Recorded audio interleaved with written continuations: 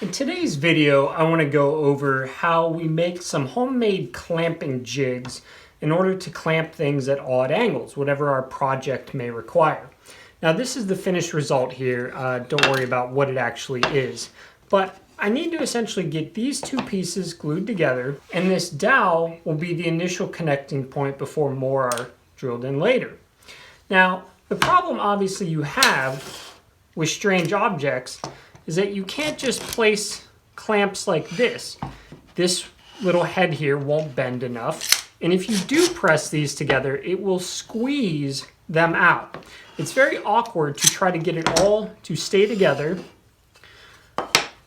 because these will have a tendency to want to slide because this angle here and this angle here are not directly across. So essentially what we need to do is create a clamping jig that creates a straight across angle here to allow our clamps to be solidly there. And we need to be able to clamp it to this top piece to hold this from moving anywhere.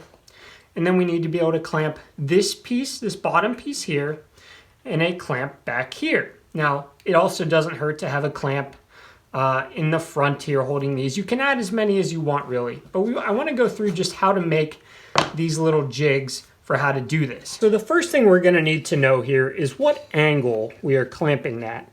Now, you should already know this having cut your angle, but in case you didn't write it down, in case you didn't remember, these angle finders help really well. You just slide it in there.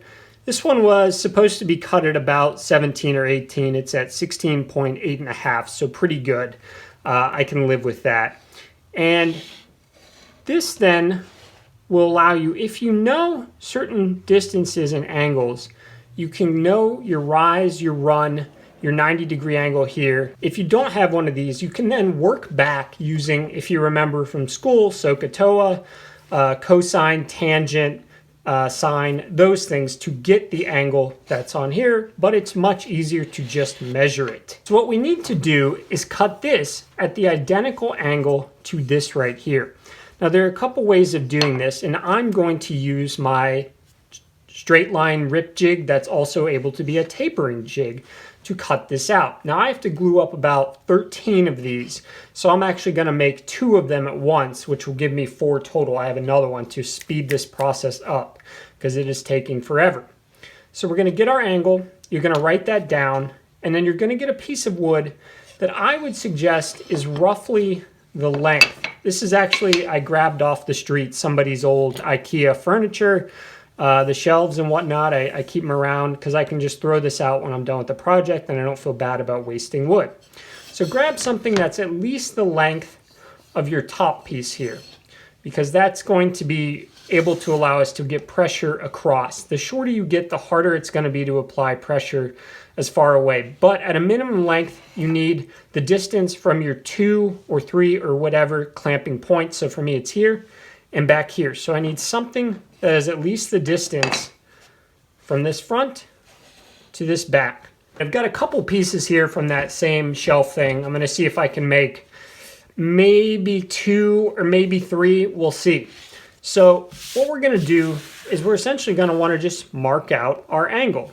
Now you can either do this by measuring the rise and the run and creating the exact point, or just tracing this out on there and extending the line. Because when we put this on the tapering jig, which is what I'm going to do, we're going to need to know the line that it comes down in, and I will show this so that we can angle it accordingly so that when the saw blade cuts through, we have the exact angle down the middle. Now to carry this measurement, if you are using one of these, you're going to want to place this end here right at the tip where it aligns with the tip of your board here. And then you can just trace out a line here, and then we will get a straight edge and extend it to the back. Okay, so I've got my line drawn there, and this is the crucial part, and it's carrying this line around the side. So you want to get exactly where you are and carry it down, because this is going to be our reference point for taking it and lining it up with the jig.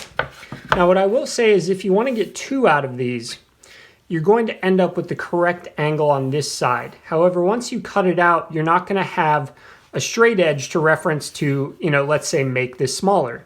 This would leave me with this huge piece over here, which I don't need. So I'm going to rip this at roughly the same height this is into a shorter board. One more thing I want to note here about if you're trying to create two of these and you want to rip them so that they're identical this way, account for the kerf of the saw blade that will be removed, whether that's 1/8 of an inch, 3/32, or whatever your saw blade is. Account for that and add that to then the height over here, because you're going to be losing that from this height. Okay, so I wanted to show you in detail here how we're going to line this up. Now you're going to find the corner you want to rip on the other side of, and you're going to want to match that with the edge. So if you want to rip so that the offcut is on the inside, you're going to flip that over, but you're going to have your marking from the back here of exactly where we want the other side to line up. So we put our front, anywhere along here is fine, and then you're going to turn this so that that is going to rip exactly on the other side. The saw blade will be coming through on the outside here. Now this takes a little playing with to get these to line up, because every time you move this, it's going to rotate this.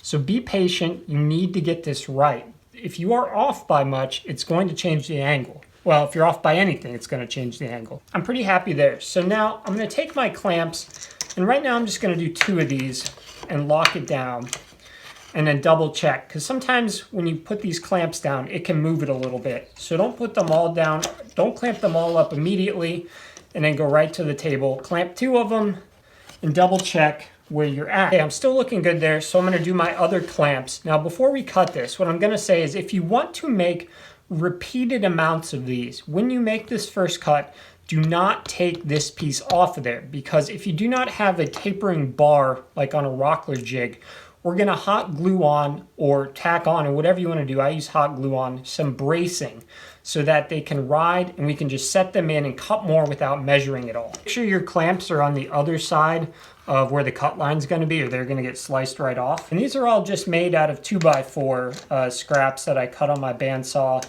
And these knobs and these T-bolts are from PowerTech. These bolts, I believe, are the 3.5 1/4-inch ones.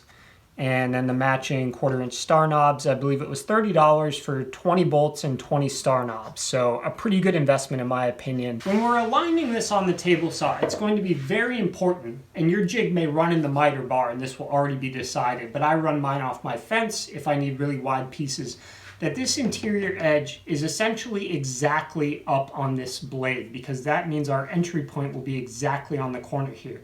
Do not leave a gap, try not to be over.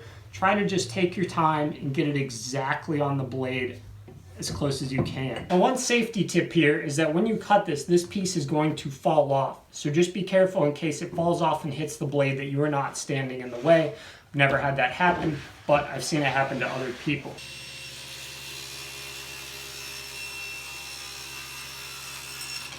Okay, I would like to make 2 more of these. If you accidentally take this off, just line the angled edge up against the side and make sure it's flush, and then clamp it down, but only put 1 clamp there for now, because we're gonna, in my case at least, hot glue a few pieces of wood to hold a board that we put in at exactly that angle so we don't have to measure every time. Okay, I've got 3 random scraps here, and really what you're looking for is something that has at least 1 straight edge and something that's got a decent amount of reference surface. However, it has to be able to slide under your clamps, so you don't want it to be extremely tall. And what I'm going to do is I'm going to slide this one behind. That's going to be there. I'm going to slide this one here up to the back edge, and then this one is going to meet. And that means whatever piece of wood I stick in here is going to be stuck at exactly that same angle. No matter whatever I put in there, as long as it's square on this backside, it will always cut at this exact same size and angle. Now, if you need a bigger piece, this is all going to be scooted back, of course. So I'm just going to hot glue these in place. Really make sure they don't move while you're hot gluing them. and then we'll go cut up the next one. One of the reasons I like hot glue is that it peels off of things very easily, and it's way cheaper than double stick tape. If you want to use double stick tape, go ahead, but the cost of like 20 sticks of hot glue is like $10, if that, and it will last you a long time. So if you're currently burning through cash with double stick tape, I suggest that you try some hot glue. Now, it's not going to be perfect for everything because its bond is not as strong as extremely strong double stick tape. But if you're looking for something that can provide a temporary hold and isn't expensive, get a hot glue gun and get some hot glue. It says dried now, so I will just remove this piece and I will set this in there like so. You can see the hot glue comes off really easily. It is a great way to temporarily hold things down. Okay, so we're now going to talk about cutting out this notch and how this is going to work exactly. Now, we want this to be such that this top side sits directly parallel to the bottom. So you're going to have your bevel facing up. The bevel you cut this way, you want your 90-degree angle to be down at the bottom. Now what that will do is it allow us to get a perfectly straight clamp between the bottom and this top. However, we want to connect this top piece to this so that it doesn't slide anywhere as we are clamping. But we have to cut this now at an angle to the bottom, or rather an angle to the top here.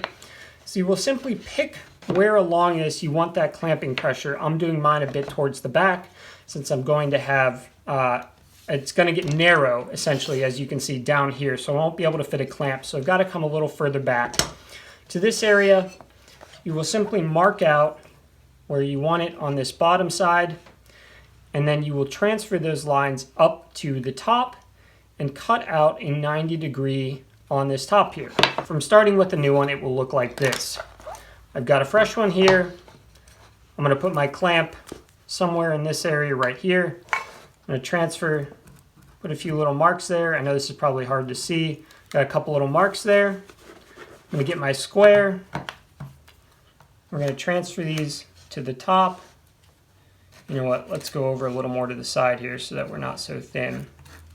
And then you can either just hand draw your 90 or set your square to a depth. And I will be cutting out this line right here. So this area needs to be cut out at a 90 degrees. I'm going to take it to the bandsaw. You can jigsaw, handsaw, however you want to get that out of there. So I've got this cut out. Now, when you actually do the clamping, you will begin by attaching this piece to this piece first while you can still easily manipulate it. I'm just going to go in there. That's tightened down. Now you can assemble your piece however it's connecting to here. And you will simply then just clamp anywhere along here because these are at perfect straight up and down 90-degree angles. And now your whole thing is clamped together. You've got pressure going up and down, and you can add as many clamps as you wish. And that is how we clamp odd angled triangles. If you have any questions, please put them in the comments. This can be done for really any angled shape as long as you have a matching angle on your clamping piece that makes it so that these are perfectly across and this is at this perfectly across here, just so that you can connect this so that they do not slip when you apply these here.